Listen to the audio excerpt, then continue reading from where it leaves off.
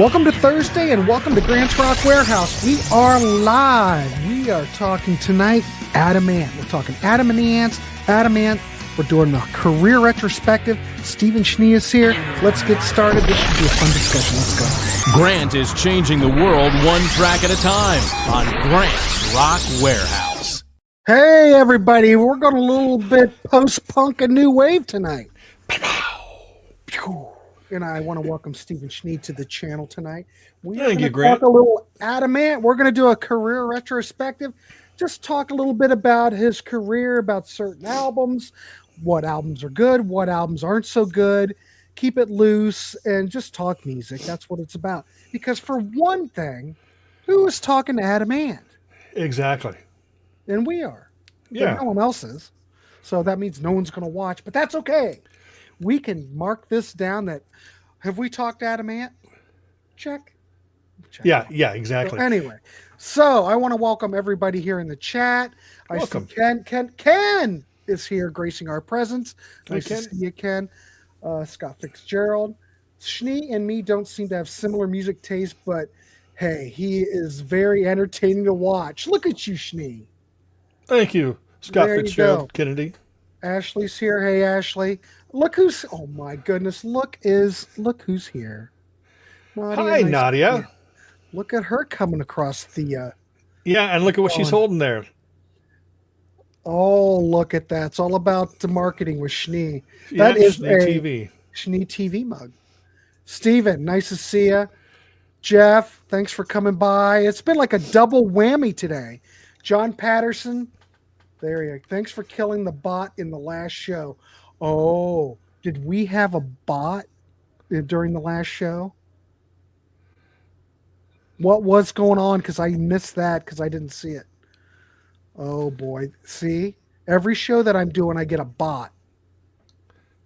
It's not good, Schnee. I'm going to have to quit doing shows. I think this is probably one of the last ones. Oh, good. So enjoy. Then everybody just subscribe to my channel then. Just go see Schnee on his channel. Anyway, yeah. Adamant. Adamant. So we're just going to go through the records. The first record we're going to look at. Well, Schnee, do you want to talk about Adamant real quick? Well, first off, give an introduction to the whole. First off, here. Adamant came out of the whole punk scene. His name is, or he was born Scott Goddard, and he formed the Ants. And a lot of people don't realize this. You know, some people just go, oh, goody two shoes or stand and deliver or strip. But every damn, can I cuss on your show? Every darn Adamant show or every Adam Ant show or album was different from each other. He never made the same album twice. That is both I mean, in my opinion, that's a wonderful thing for an artist to do. Constantly evolve, constantly change. Commercially, it kind of killed him. Yeah, but you know, also when I go through these records, I mean, there's obviously, I even ranked mine. I don't know if you could rank them, but I did rank mine at the end. But I think once you and I talk about the records, I think you could probably pick up what's worthy and what's not worthy. But some of that later period stuff, he really morphed quite a bit from the original sound that you might even listen to those and you would never maybe even think that it's Adamant. And I'm not saying it's good or bad. Right. Because I think there's one of the later albums that I think is quite good. Anyway, but we'll talk about it. But yes, he constantly morphed, constantly reinvented himself through different eras too, because basically he had to. If he didn't reinvent himself, he wouldn't be selling any records. So yeah. So there you go. Well, I mean, let's start with the album you have on the screen, Dirk Wears White Socks. Now, I have the remastered version. I've got bonus tracks. Where's my version? Oh, here it is. This is what I've got, which, God, I should have had this ready. That I'm a rookie. I've never done a show before in my life. Yeah. This is what I've got. I've got this, and this has got the remastered version. Oh, right. So all of these have bonus tracks, remastered versions on it. So this is a good economical way to get this. You don't have all the great graphics, but you know, they're all here. It's all here. So those are the Adam Ant or Adam and the Ants albums. Right. Thing about Dirk Wears White Socks, the original version, it's a dark and very post-punk album. It's not pop. It's not what you think of Adamant. Like if you caught on during the Kings of the Raw Frontier period. I mean, the album came out in, 79, I think I have it written down here. Yeah. Let me just... Fine. Yeah. And it's very dark and angular and post-punk. I mean, you could play this right next to Joy Division and Early Gang of Four. Oh, easily. It's not pop, but it's melodic. I mean, you've got things like Catholic Day, which like Kennedy died in 63, poor John F. Kennedy's wife with his brains on her knee, poor Jackie. I mean, weird stuff, but really fascinating. Songs like Car Trouble stuff. This remaster puts on some of the earlier singles. But the thing that Grant was showing you is here's the American version of Dirk Wears White Socks. They changed the cover, and what they did is they also put on like a couple remixes of tracks. They took off some of the album tracks, put on some singles, and they released this in 1983. Yeah. So if you want the original musical vision, you're going to want to get this one.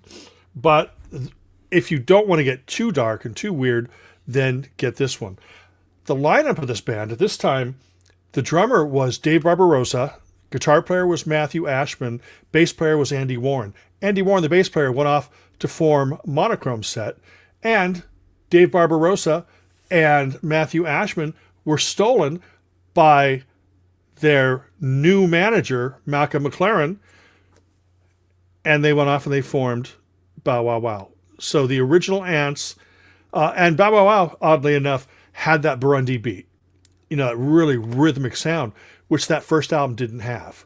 Well, I will say that, Steve, if you look at the next Adamant album and you look at the Bow Wow Wow album that, simultaneously were out, very similar sounds. Very similar. Oh, no, absolutely. Like absolutely. carbon copy. Yeah. The Burundi beat sound, that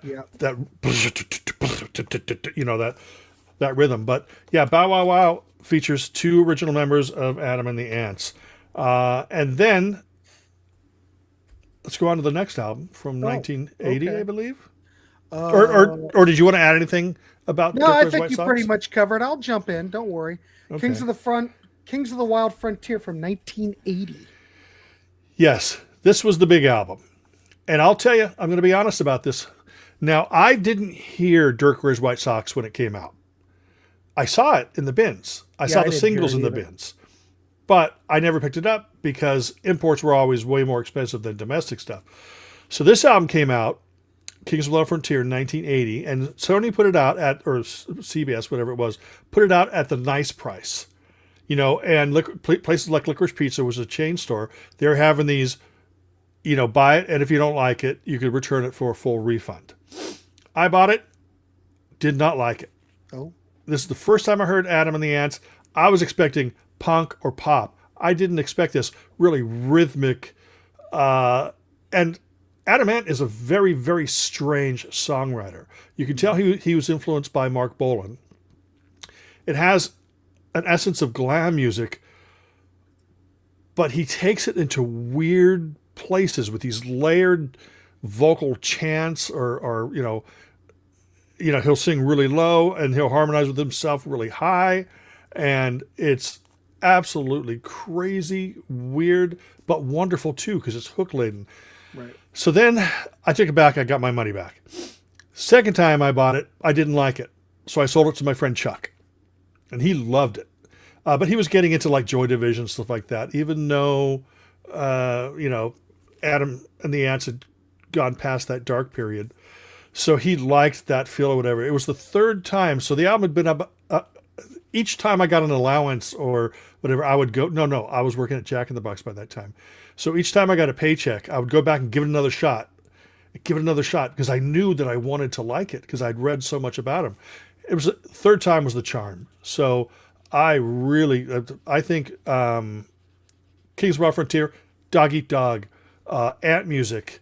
But then there's personal favorites like Jolly Roger, Feed Me to the Lions. Then there's the Los Rancheros with that sort of Western twangy guitar.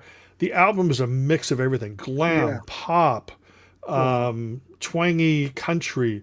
You've got elements of Duane Eddy buried in there. Marco Perrone, the band at this was Marco Perrone on guitar, Terry Lee Mayall on drums, Chris Hughes on drums because they had two drummers.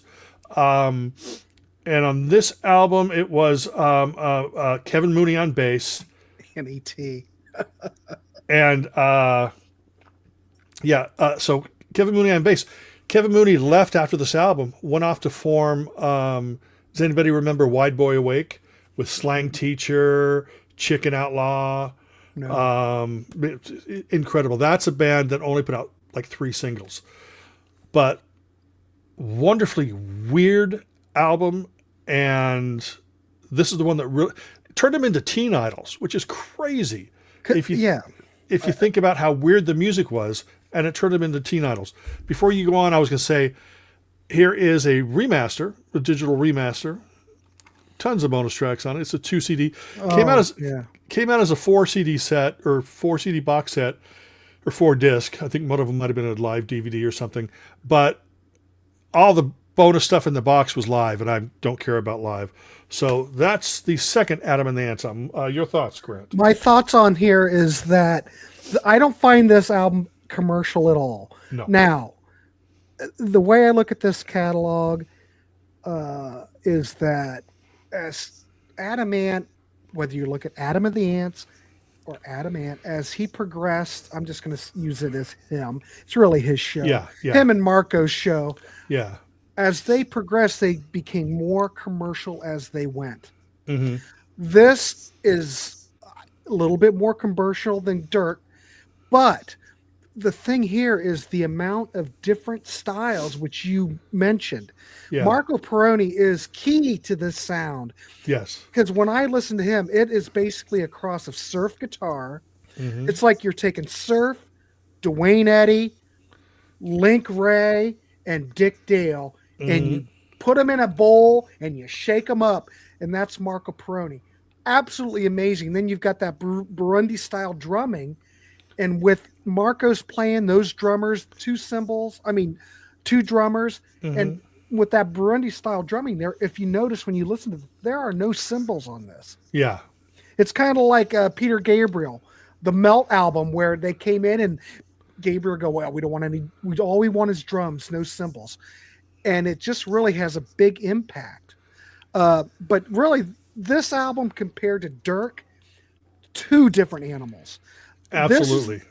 I think Dirk's great, but I think Kings of the Wild Frontier, when I listen to this I think is the perfect.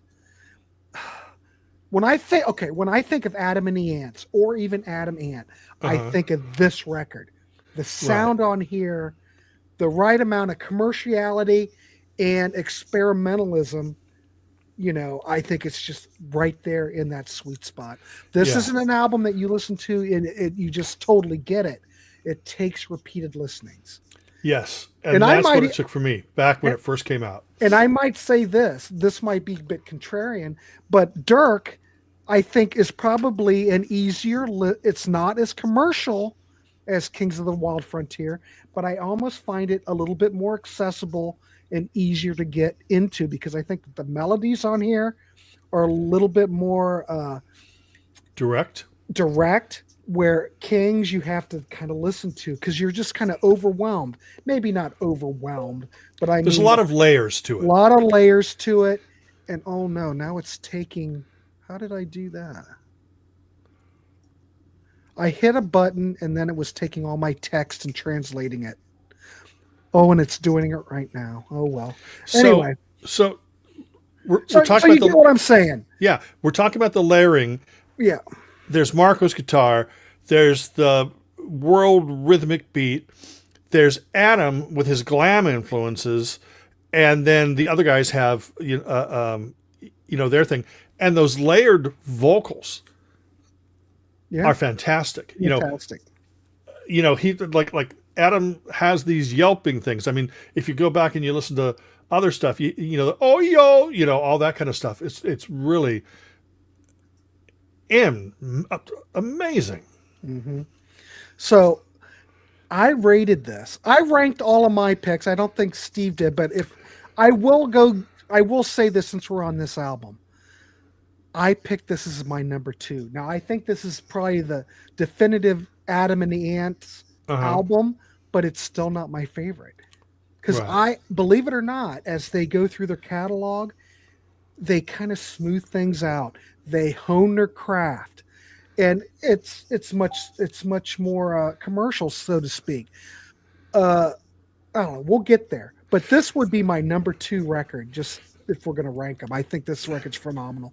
See, I think that they didn't hone their craft as much as saying, thanks, Waxed. I don't think that they hone their craft as much as saying, we've done that. Right. Let's do this. We're not, again, in commercial terms, a lot of bands just do the same thing over and over and over again until their audience gets tired of it. Then either they break up or they do some radical change. Adam Ant said, okay, I've done that that angular post-punk, done with that. Okay, yep. I've done an album full of this rhythmic, twangy, chanty, Burundi pop. Okay, done with that. Now let's go on to something else. And that something else is Prince Charming. Prince Charming. I remember one of my friends. Okay, we got the import of this before it came out domestically. The import actually had a gatefold sleeve, import vinyl. And we got it, and we went over his house to listen to it because I just picked it up, I think, at Beggar's Banquet, which was a shop in Orange County. And then my buddy says, "Oh, don't show that cover to my brother. He's going to have a shit." Because I guess his brother thought that he looked too much like a girl type thing. So he didn't want to show the covers. So it's like, I could care less what the person looks like. It's what is on this album. And boy, did they change. Now, after Kings of Our Frontier, they put out their best known single, which is Stand and Deliver. Right there, you're looking at, it's got a punky guitar, the strums. Then you've got the yodeling type vocal, oh yeah, all that kind of stuff going on. Great hooks, and it was a lot less busy than Kings of the Raw Frontier. And then of course, Hey Web, and then of course this album didn't go in that direction. This album was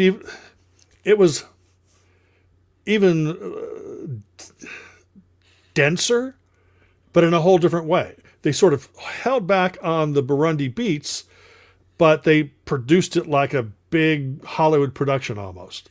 So you've got the album opening with horns and flutes and all this crazy stuff, but then all of a sudden they start taking all these different turns. The song Prince Charming, to me, that is not a single, yet it was a hit single. It has one of probably their most ill-advised songs called Ant Rap. What was it? Marco, Merrick, Cherry Lee, Gary Tibbs, and yours truly. And it's like, it was really kind of ill-advised. I really like this album. I don't think it's as good as King's, but so different from what came. And the songs, there was more confidence. They said, we have more money to record this. Let's put that money into the album.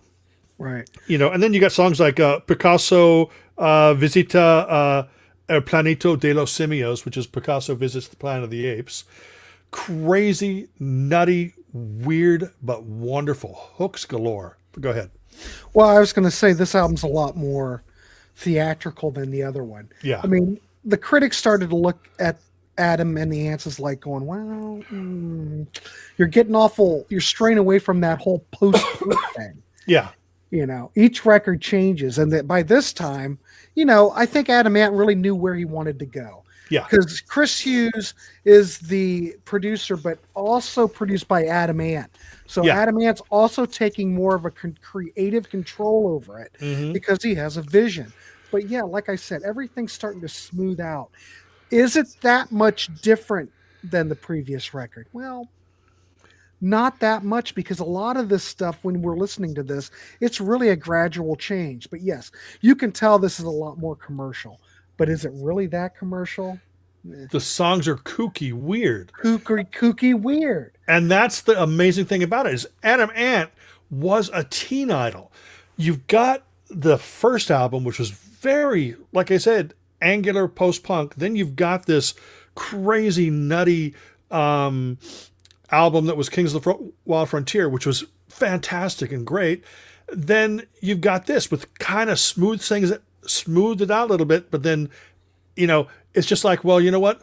Let's not add chocolate to this mix. Let's go ahead and add Nutella, honey, cream cheese, and then they just, it's like a different recipe. It's not as radical a difference between Kings and Prince Charming as it was between Dirk and his White Sox and Kings of the Wild Frontier.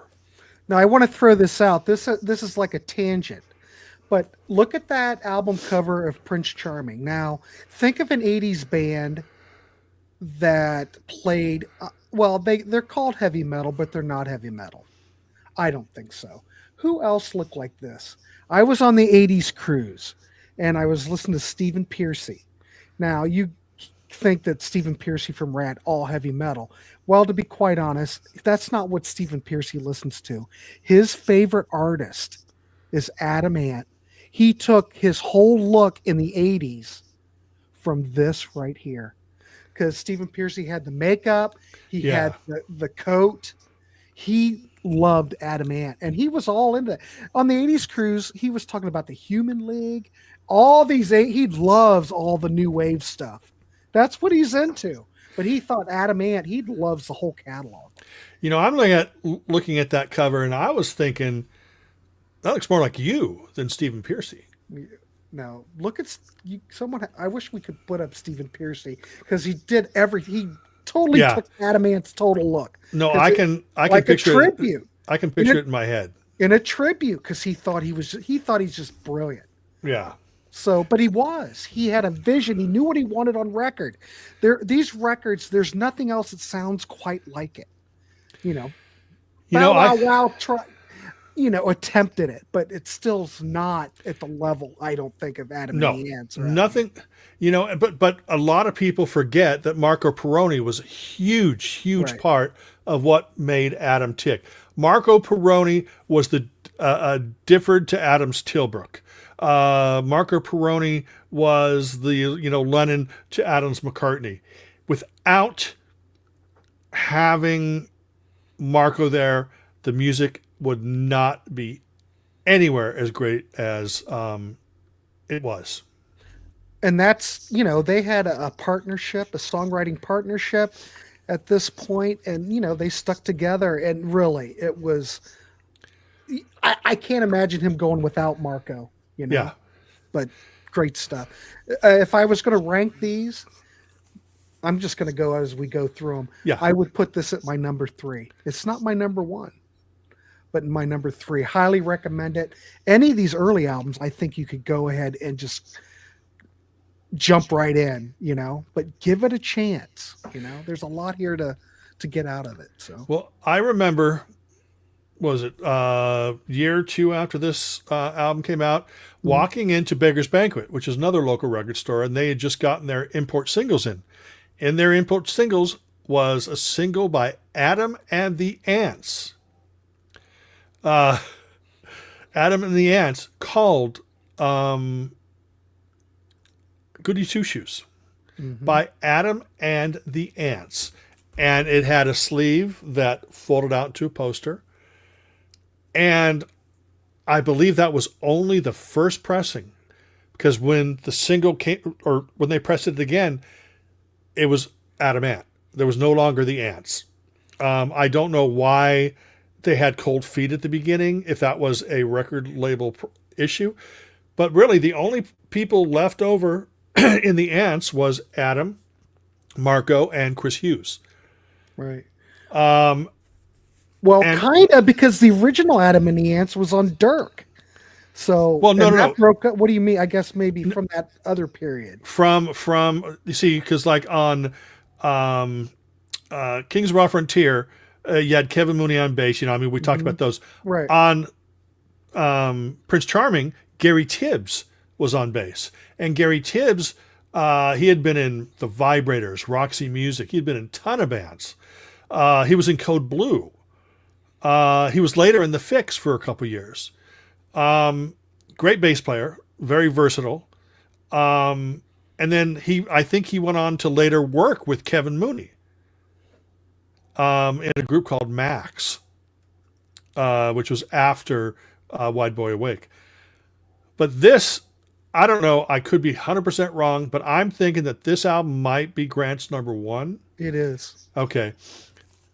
I went back and I listened. I've listened to these albums all for years and years and years. I've always talked about how so underappreciated, because people just know the singles, you know, and remember, he had some great B-sides. Friends got played a lot on KROQ back in the Ants days. Fall In got played a lot back in the Ants days. Beat My Guess got played a lot. He had a lot of great B-sides. He had some stuff I didn't care about, like Red Scab and Press Darlings and stuff like that. Or was Press Darlings B-side? Yeah. That's the jewel case version of this. I have it in a digi. Yeah, I've got the jewel case. Yeah. And this is an amazing album. It is. I was thinking all this time that Kings of Raw Frontier was my number one until maybe about a week ago, when I gave this a listen.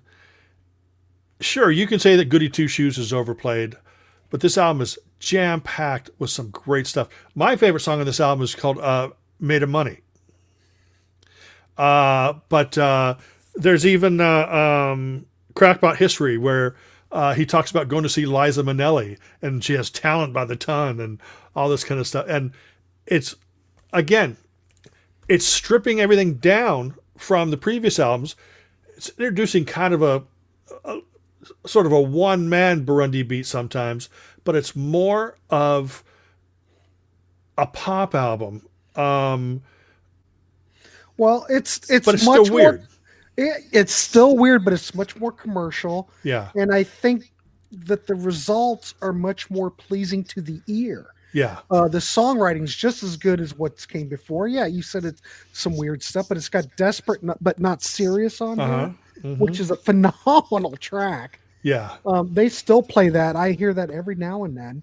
Well, Yeah, at least if you go on Sirius XM, if you go like on the what's the First Wave, they always play that. Yeah. Friend or Foe's phenomenal. Something Girls, Place in the Country, Oh, my Dog Eat Dog. The Oh, whole thing is wonderful record. one false move on this album. Can you guess what I think is the big false move?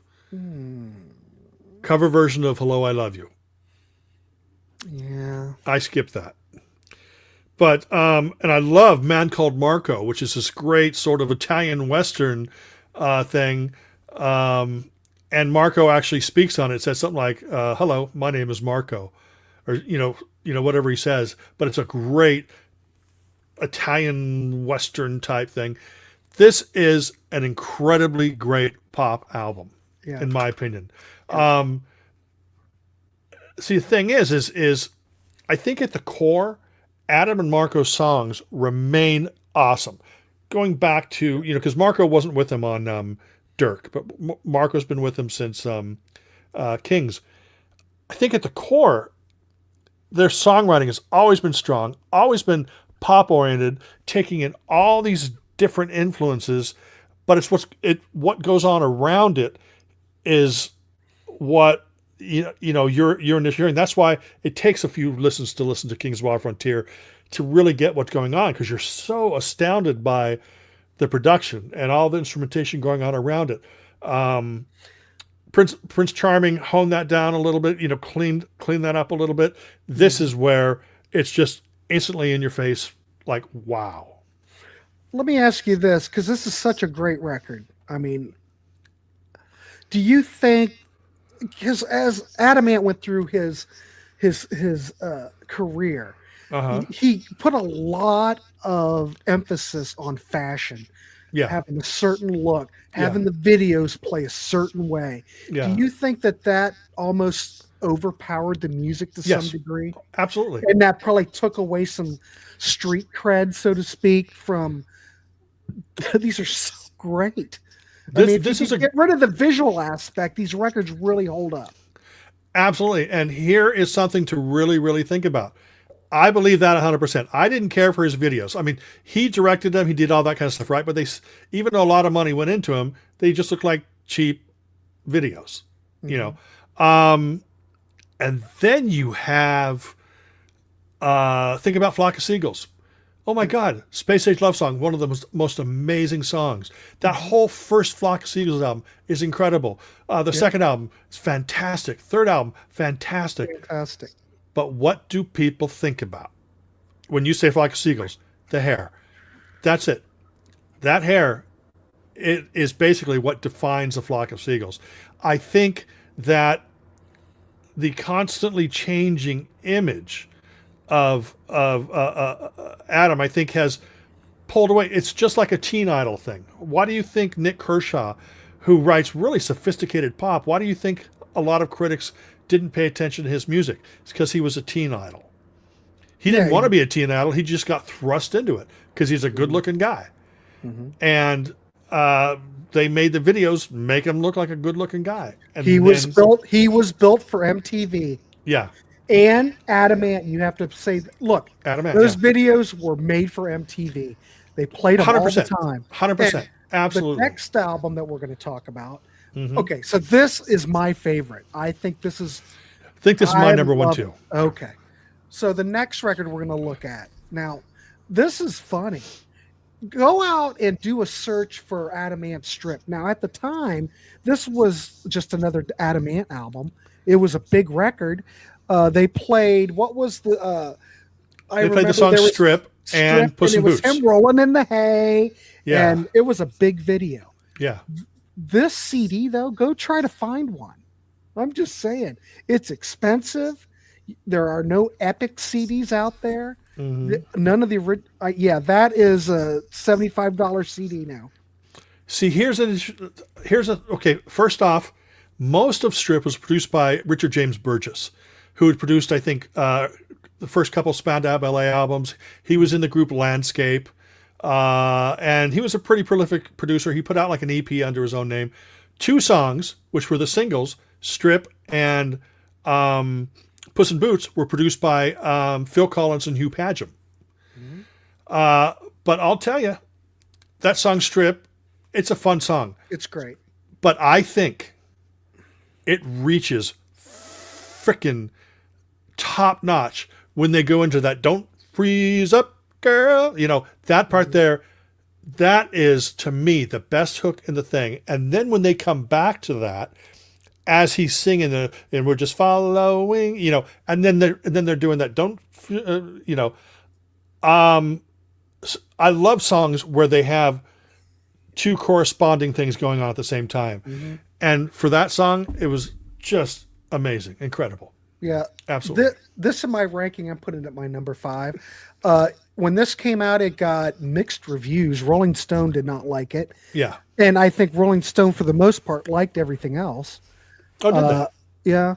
Well, don't forget, Adamant, it wasn't really commercial. We're getting more and more commercial as he got away from that whole post-punk aesthetic. The critics just kind of went, Yeah, but and this is the album that really kind of solidified that. See, this is, again, just like Dirk to Kings to Prince to Friend. This is a completely different album. It's mostly electronic. You still Marco's all over the thing, and it continues that weird but awesome songs, like the song Playboy. That's incredible. The song Baby Let Me Scream at You, incredible. Puss in Boots. Yeah, Puss in Boots, which was a single. Yeah. See, you go back and you try to put a song on the radio like Stand and Deliver, Puss in Boots, Prince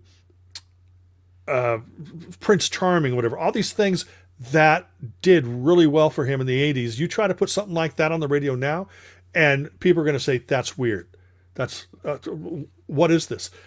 Adam Ant was doing things and people were accepting it, which is really fantastic. Some people out there, they only know the two or three songs. They don't realize just how different his albums were, how absolutely odd and weird and wonderful they were, because everything is melodic. Him and Marco knew how to write songs. They were raised on all the greats, and I'm trying to think. Now, there's a couple songs on here I'm not a big fan of. I mean, I think overall this is a dip down. Yeah. Of course, anything's going to be a dip down after Friend or Foe. Well, after that, each record, well, you're going to see when we talk about it. I think we're on a steady decline. Not in my book. Okay. Not in my book, that's mofo. What I get. That's how I see it. Okay. We'll get there. But the other thing I think, he's a playboy. Well, I think it hurt him because he's promoted as a sex symbol. If you look at the sleeve pictures, radically hurt him. Yeah, there's a whole bunch of pictures with him without his shirt on and him with his pants kind of pulled down. It obviously hurt, yeah. Yeah, I mean, I don't know. I think it takes some street credibility away. Absolutely. I truly agree. But again, look at every Adam Ant album and Adam and the Ants. With each album, he had different images. So this was just another one of his images, like, oh, here, let me be the dashing lover, since I've already been the pirate. I've already been the Prince Charming. I've already been the guy in the tied sailor suit or sailor shirt or whatever for Friend or Foe. Let's try something different. And the music kind of reflects that. And the lyrics do too. This is more of a song that he's sort of, it can be misogynistic, it can be sexist, but I consider everything that Adam did, because he wasn't Dandy Highwayman. He wasn't he wasn't a pirate hoisting the Jolly Roger, on like he sang about. So it was always him playing a character and him assuming this role on each album, right? And that's how I look at it. So it's another role, but I do think that this album's not quite as up to the standards of the previous record, right? But as we're going to see, it's still worthy. If you would see this out in the wild, which you probably won't, because I can't even find it, I would pick it up. It's definitely a must-have, but a little bit less in quality. You know what I'm looking for, by the way? No. I used to have it. There's a 3 CD set called Ant Box. Oh, I want that so bad, and I cannot find. I know. It's not cheap. I know. See, I used to have it, and it was one of the things that I had to get rid of at a certain time in my life. But I have most of what's on it, but still. Yeah. All right. So anyway, now we're on to 1985, Vive la Rock. Incredible album, in my opinion. This is a freaking T-Rex album by Adam Ant. Tony Visconti producing. He's got Bogdan Vichling on drums. Bogdan Vichling, by the way, played on Friend or Foe. Bogdan was the drummer from Fingerprints, if anybody knows the band Fingerprints. The first Fingerprints album, he went under the name Bob Schilling, but his real name was Bogdan Vichling. I don't even know if I'm pronouncing that correct. It sounds good, Steve. Yeah, I know. It sounds like I know what I'm talking about. This, I think, is an incredible record. This is a rock and roll glam record, but it's crazy weird, bang, bang, you're dead, and it has all, that was the great thing about Adam. He took a great pop song and said, let's make this effing weird. It's much more traditional in rock. Yeah, Some people on this in the chat may like that, but it's still got that theatrical flair yeah, that Adamant always had. yeah, So you sprinkle that on top, and yeah, there's another one. Try to find that CD. yeah. But Good this luck. is just a great rock and roll record. You know, it's very glammy. Like I said, produced by Tony Visconti, who produced T-Rex. It sounds like, you know, his main influence throughout his career was Mark Bolan. So this is him letting his Mark Bolan out.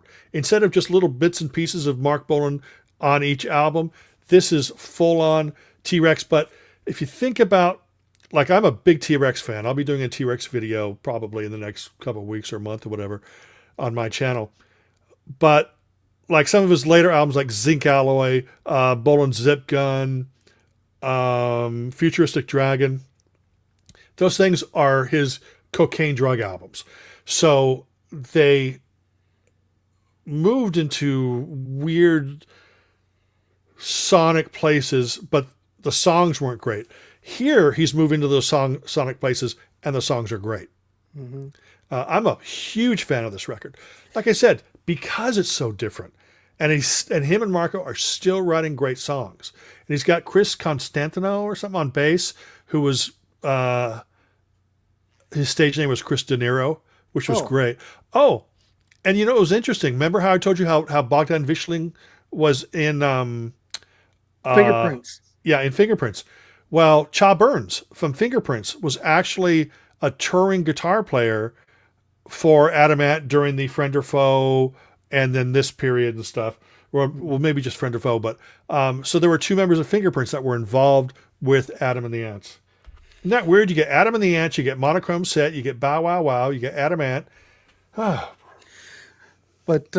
yeah, this is much more 50s rock and roll, 60s garage rock influence. It's glam. Glam. You mentioned, you totally pinpointed it. T-Rex. It's just weird. Every record is different. I guess it just depends upon what you like, you know? And what mood you're in. But Viva La Rock, the title track that starts it off, is an anthem. As far as I'm concerned, Marco and Adam wrote an anthem.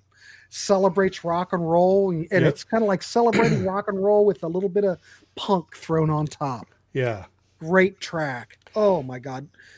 Wonderful. I mean, this album 8, is, yeah. Another great it will track. be fine. Apollo 9. Apollo 9. Talking about space exploration. Who knew? Yeah. Think It's about incredible. it. It fits in there with that whole 1950s, 1960s feel. Razor Keen, Rip Down, Miss Thing. I mean, God. Ripped down, very stripped down. The guitars, and the rhythm. Oh, it's a crunchy rock and roll, pop rock record. It's not rock and roll. He's not trying to be metal or hard rock or whatever. It's 100% glam. If you're into T-Rex and Adamant, then this is a whoop album for you. a whoop. A whoop album. What's that mean? Think about it for a minute. Oh my goodness. But the critics, it got mixed response. This whole year, critics were kind of, some of them thought, some of them appreciated that Adamant's doing a much more rockier type of thing. I mean, obviously Marco fits in perfect with this. Yep.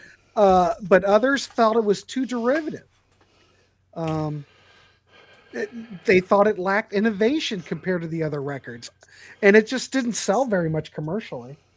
Yeah. I've seen this a couple of times out used, but I don't really see this very often.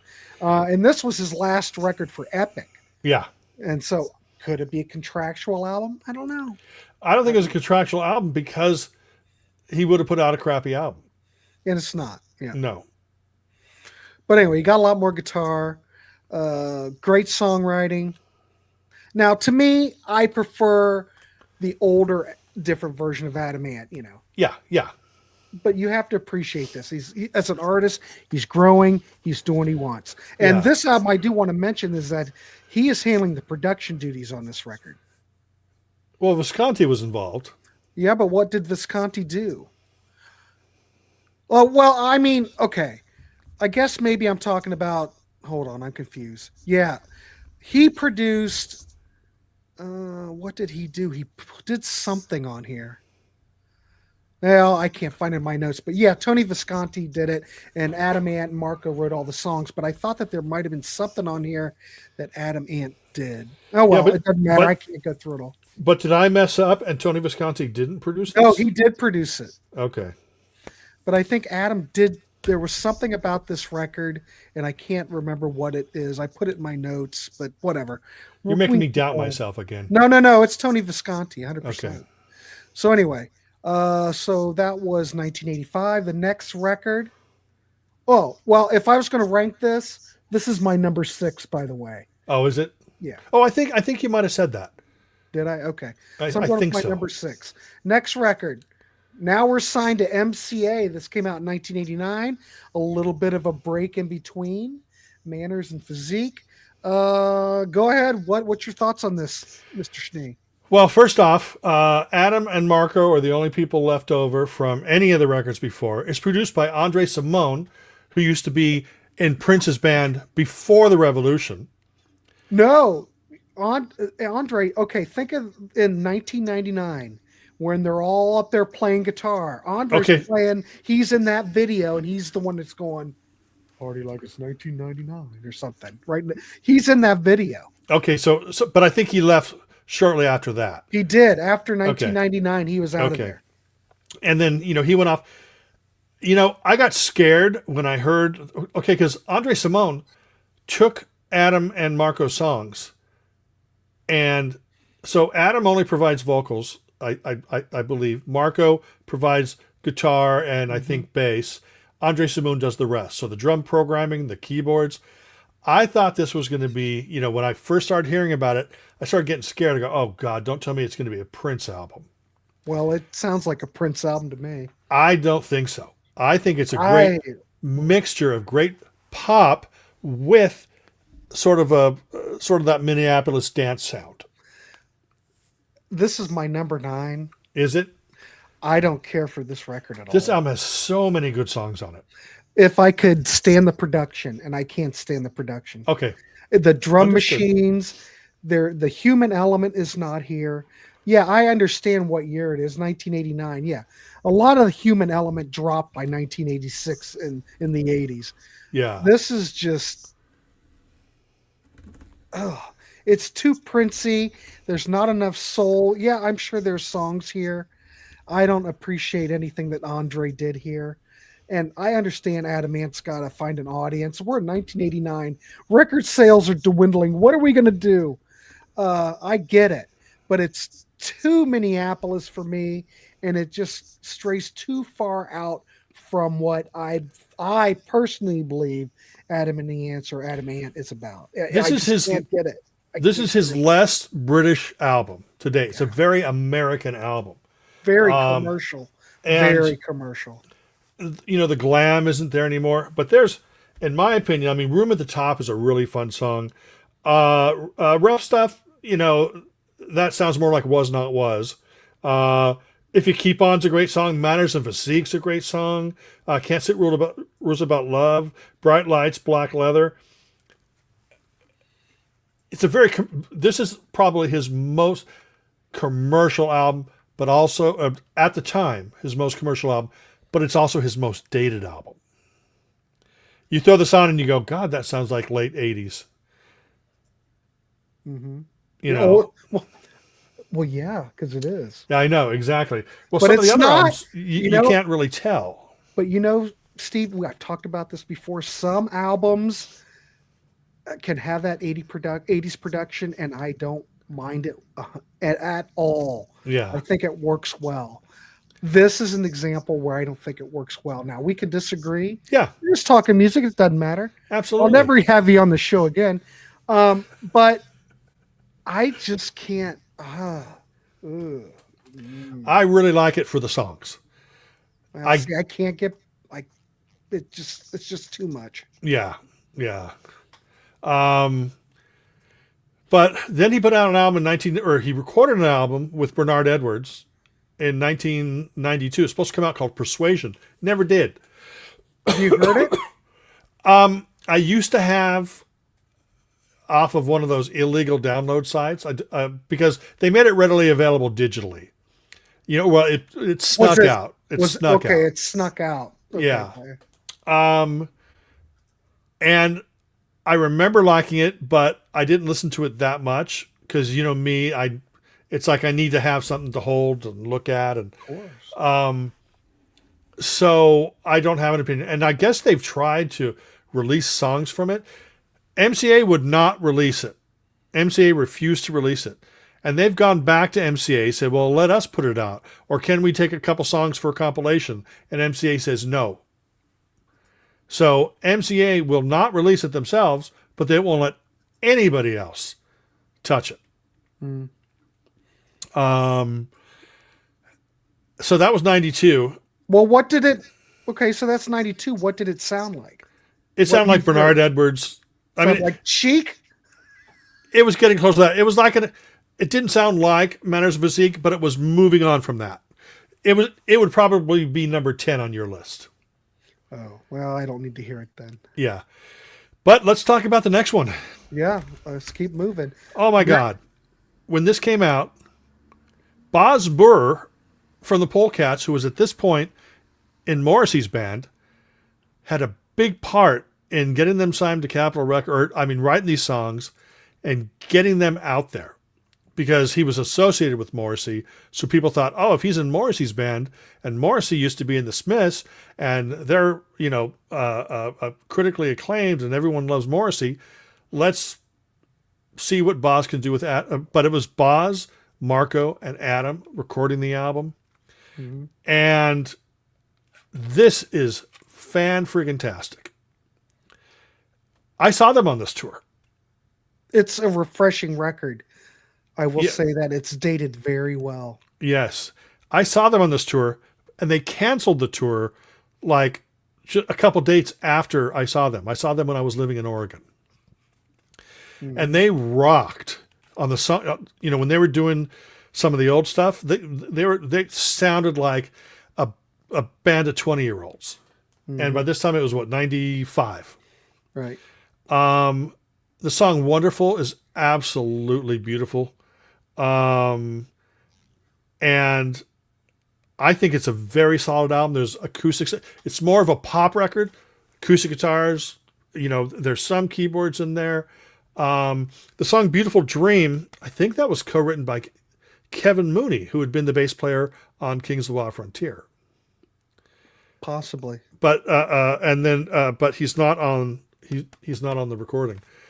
But I think that it's I don't want to call it a return to form because he's constantly evolving, constantly changing. Mm-hmm. I think it's probably the most adult sounding album that he's done, the most straightforward. I think it's even more, it's not as good as Friend or Foe. Nope. But I think it is straightforward like that. If these songs got played on the radio, they could have been big hits. Yeah, I ranked as my number 7. Okay. I think the production's wonderful. I think the songs are wonderful. But if you're expecting something from like 1981, 1982, 1983, it's not here. It's a much more mature Adam Ant. The band sounds great. Boz, I think, does a wonderful job on this. It's the perfect.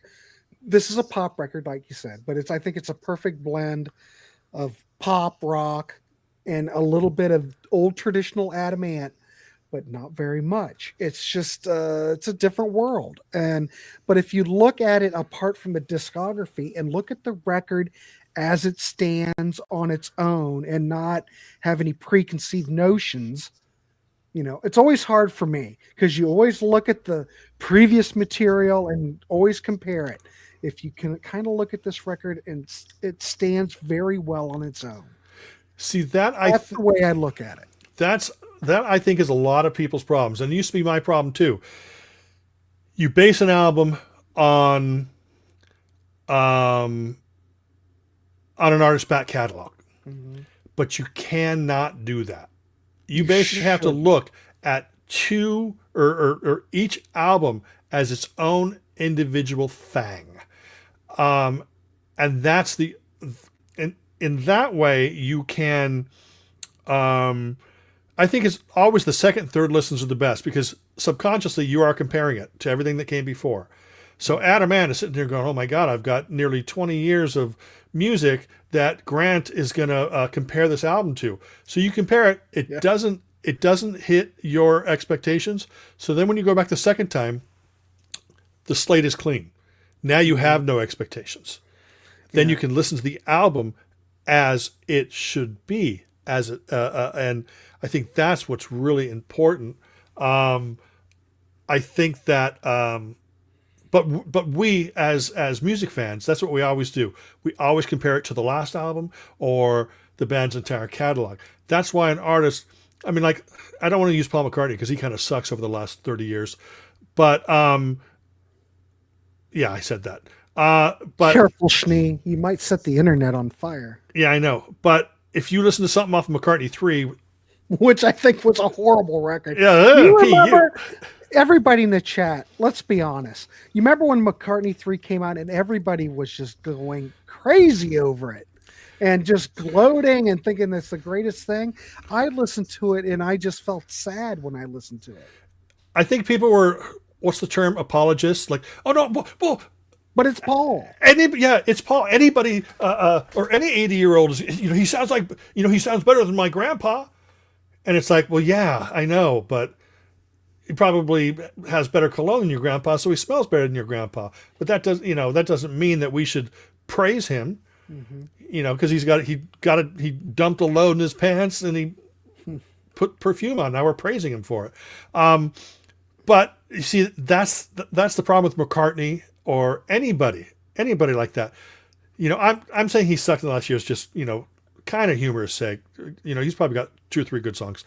But you're comparing McCartney 3 to Abbey Road.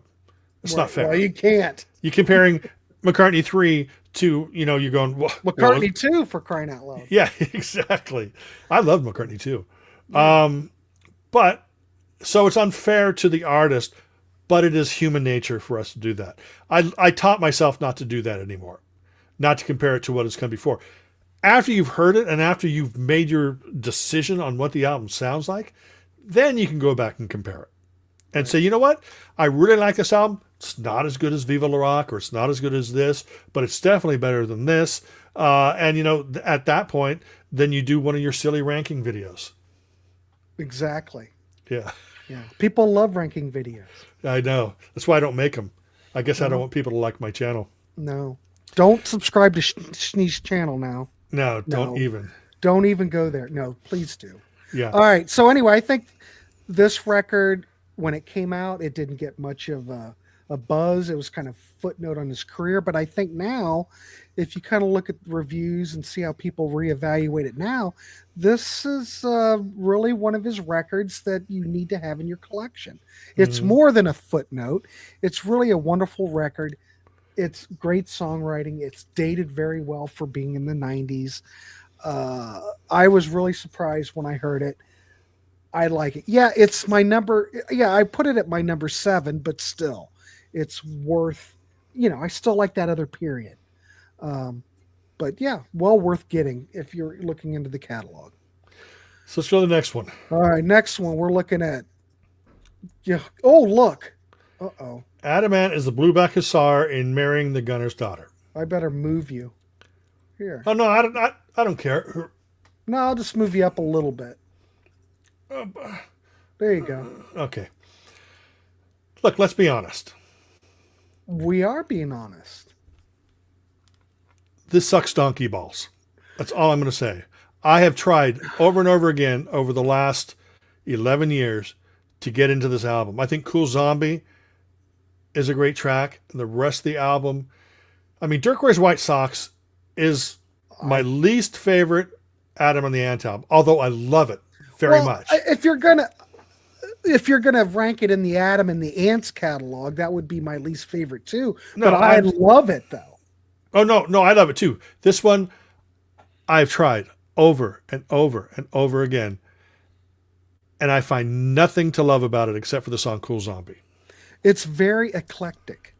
And there are some songs on here that you would listen to and you would not even know it's Adamant at all. And you would not even know it's good because it isn't. I'm sorry. I love Adam. But this album, I think, is a hard pass. If you see it in the bins and it's 99 cents, okay, maybe.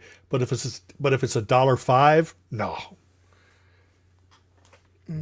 That's pretty harsh. I ranked this, I put this at my number 8 because I still can't stand that Andre Simone. I Oh, cannot stand that production. This I at least can stand the production. I'm not saying that the songwriting here is up to snuff. there's hardly anything by Marco. He's not working No, with he's Marco only anymore. well, I think he's on a. Is he on a couple of tracks? Yeah, but I think they're probably tracks from their back catalog. I Okay. don't know if he actually. I think Adam pulled them out of. Come on. Well, I've got to have some Marco songs. I just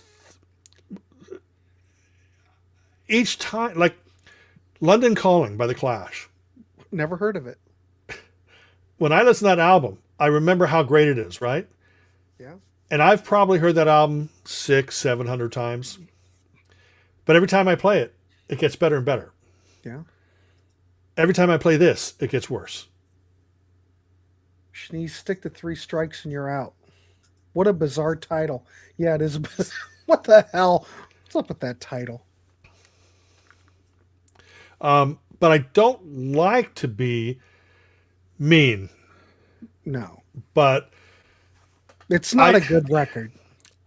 in fact, sometimes, depending on my mood, I'll pull this off of my shelf and then put it in the closet so I can pretend it doesn't exist. I sure hope that this is not his swan song. I hope he gets Well, it back probably in the studio. is. I know. I mean, we're talking 2013. I don't think he's doing anything else. He just goes out and tours. Barely. I mean, I love him to death. I do. And I will stand by him. I will stand by the fact that he put this album out. Mm-hmm. I joke when I say don't get it. But I don't joke when I say that I cannot stand this record. Yeah. I try to. I do. I wipe the slate clean and go, well, let's give it another shot. And I don't have a bad opinion on it, but then after like 3 songs, I just go, oh. Cool Zombie is a great song. I think that's right up there with maybe not his top 10, but it's perfect. I mean, if I put together a compilation, an Adam Ant compilation for somebody, I would put that song on the compilation. Yeah, well, of course, it's more like the older. It's a blend of punk Yeah. and pop. Yeah. It's got that punk element. So I Yeah. get what you're saying, but I don't know. Vince Taylor, that's kind of rockabilly flavored. I guess that's okay. This album, I mean, I hear flat notes in there, Mm-hmm. off-key things. But of course, my whole life is off-key. Well, yeah. So it's strange that somebody who is so good Mm-hmm. put out an album that sounds So like bad. yeah, but it's not so bad like McCartney. Girl, I love you. Boom, boom, boom. Girl, I love you. What's so wrong with bad. that song? No, it's a great song, but it's not so bad like that. It's just so bad. But no, it's this. I think, yeah, I'm just not a fan. I don't think we really have to talk about it. I Yeah. think we've covered it. I think you get the idea. I think as a final statement, just to keep things moving, the catalog for the most part is pretty solid. I think you and I are pretty much on the same page, kinda, Yeah, for most of it. We know what's good and what's bad. Usually that early period to what would you say was the last great Adamant album? What would you consider must-haves? I would what- consider Kings, Prince Charming, Friend or Foe, Strip, and Viva La Rock. See, I'd go and Wonderful. back. I would, yeah, but still, I still rank Wonderful at the end because I don't think it's a good record, but I don't think it's So you rank required Wonderful. listening. You rank this Slop of Goo above Wonderful? No, Okay. this is at the end. I rate this one notch higher than that Andre Simone I thing. see. I can't believe that. That's a great pop record. I don't like it's too poppy. Ew, it's too poppy, says the man who likes pop music. Yeah, but I don't like that commercial slop. Really, Go, I don't want Prince in my Adam Ant. but it's not. I was But thinking it was going to is. be Prince. It's No, it's Minneapolis. It is. I can't. I don't even want to put it on it. It just disgusts me. The production on it makes me just want to go vomit in the corner. so you actually prefer Blueback Hussar above Yes. Matters of Physique? Hmm. Okay, I'm gonna. I got to find a pen because I'm going to cross you off my Christmas list. Fine. You'll never come in the warehouse. Come on the warehouse ever. Hey, it's all fun. But before we end it, there's this compilation here that came in the box set, and I Let think me they remove sold this this. graphic because Yeah. it really upsets me. I'm going to put this graphic back up. Okay. So there is this. This is a compilation. I forgot what it's called, but it came in the box set. It is called Adamant Redux, and it's all demos throughout his Sony career. A lot of those demos are on the reissues, though. No, this disc here, They're different. they're exclusive. Okay. He even there's a version of Dandy in the Underworld, the T-Rex song. He does a version of that. Goodness gracious. This is an incredible collection, B-side babies, and this has stuff that didn't appear on the reissues.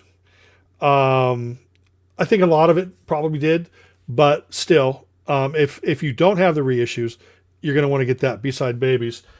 And then the only quote unquote comp that I still have to find a copy of Ant Box. I think it's 3 CD set, but I just need it. But this is a great collection called The Very Best Of. Mm-hmm. But here's something that I want to bring to your attention if you didn't know sir. already. No, go ahead. The single version of Stand and Deliver. Mm-hmm. It's the same recording of the one that ended up on the Prince Charming album, but it's a different mix. It's the 45 mix, right? Yeah, the 45 mix, all the backing vocals are off to the side, left, right channel. The instrumentation is in the middle. The album version, which is longer because it doesn't fade out, it ends. All the vocals are mixed in, and all the instrumentation is mixed out. So it's a pretty big difference. So you're going to want to get a compilation that has Stand and Deliver if you want that version that you've heard for years. But this is solid. This includes his solo stuff as well as But there are many different compilations by Adamant that are worthwhile. Oh, you know what? What? Yeah. So that single version of Stand and Deliver, of course, isn't on this. No, it's not. You have to get it on the B-side comp, or no? What comp is it on? It's on a lot of the. It's on every compilation. It's not on the that. So, do you have any Adamant compilations? No. Okay, then you're going to need to track one down. Okay. But this one here, Very Best Of. There's Antics in the Forbidden Zone, which was like the first domestic collection. I believe that has the single version. But Do you think the single versions are superior to the LP versions? sometimes, yes. Sometimes. But see, this comp, though, has what some of the others don't. This has Deutsche Girls. This has Young Parisians. So, and those are like super early, pre-first album singles. All right. So, yeah, I think he's really an incredible talent. Incredible stuff. So Yeah. hopefully we've turned you on to some stuff, turned you off to some stuff. Maybe you like it all. For everyone watching, well, let me see what the comments. Please let us, we all hear, Ashley, 100%. We all hear things differently. Absolutely. Road Warrior owes him royalties, but he'll pay Grace Jones. I don't know what the hell that means, Brian. Anyway, so let us know down in the comments how you'd rank these records. What Adam and the Ants albums you like? What Adam Ant albums you like? We want to hear from you. I don't have anything more to add. I think it's a great catalog, well worth going down that road in discovering. Every great artist makes a catalog of albums that are so different from each other that they really deserve their own island. So Adamant has this series of musical islands out there that they're so fun to visit. Stay away from the Black Hussar Island or the whatever. That's basically where everyone just throws their trash. No, I'm just joking. I just don't like that album. So I That's apologize. I apologize to anybody out there who enjoys it. It's just my opinion. And But I apologize for Manners and Physique. I apologize that somehow there's little giblet gizmo in your brain that doesn't accept that, because that's a wonderful, great pop songs. But yes, production wise, I can see that. Yeah, I can't handle it. I don't think Andre was the proper producer for that record. correct. That was Great probably songs there, but I don't think it's well executed, and it just doesn't stand up. that might have been a label thing. Well, yeah, he wasn't selling any records. They're probably going, you know what? This guy that was in Prince's band, he might produce your record. Yeah, exactly. So, What do you wear in bed? So my headphones on my head. What do you like to hold? My breath. She said, he's a playboy. all right, Thrilling. I gave you a wrench, so now you're in the club, so to speak. All right, we can wrap this up. I want to thank everybody for tuning in to our show tonight. I want to thank Stephen Schnee for co-hosting this with me. Always fun to talk a little music. And what's next? I don't know. What do we have next? Do we have anything next? You know what people can do right now? More. They can go to my channel. Today I posted my interview with Bob Jackson from Badfinger. It is, unlike most of the stuff that I talk about, it is getting rave reviews. And it's doing very well on my channel. And it talks about there's lots of great info in there about the Head First album, which was the last album featuring Pete Ham. He talks about spending a week with Pete, just a few days before he took his life. Is Head First? Has that been released yet? Is it out yet? When's the release date? Street date is tomorrow, and it's coming out on vinyl digital first. The CD is just trailing it by a week or two because they had manufacturing problems. So you've heard both. You've heard the original. I've got the original Snapper CD. Right. No, this is. Is it like light years from that?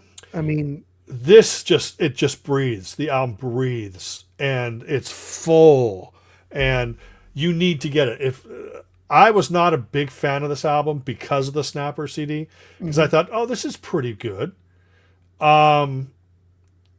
Yeah, wise choice there, Jeff. Yeah, I thought this is a pretty good album, but it's not up on my list. But after I heard this new version that Bob did, this whole remaster, it's in my opinion, essential. It's the missing piece in Pete Ham and Badfinger's career. I haven't listened to the interview, but did they say anything about? Did you ask him about where they found the tapes? How was that discovered? All right, so I'll have to go watch that then. Yep. All right, I'll watch it. I got something to watch. Yes. So thank you, everybody. Thanks for everybody for coming. So go over to Steve's channel. Check out the interview, the Badfinger interview. You just posted it today, right? Yes. Yeah. So go check that out and leave a comment and subscribe. There you go. Yes. All right, everybody. Thank you, everybody. We'll see you. What's tomorrow? Friday? I don't think anything's No, happening. it's Friday. There is no such thing as Friday. Well, tomorrow's Friday. No, tomorrow is Friday, not Friday. Yeah. So Sunday, George Lamy will be back. 8 p.m. We are going to do another jazz fusion show. George will be back, and we'll be going 2 hours on Sunday. And tune in for that because everyone loves George. How come I'm never invited to the fusion shows? You can come. No, thanks. Well, there you go. You'll be back soon enough. Yeah. You know? Yes. So, oh, look at this. Ken White says you're a great dude. Thank you, Ken. Appreciate it. He is a dude, isn't he? He is a dude. Screw you, Grant. All right. All right, everybody. Have a good weekend if I don't see you. Thank you, everybody. And keep it clean and wrap the rascal. All right, everybody. We'll see you.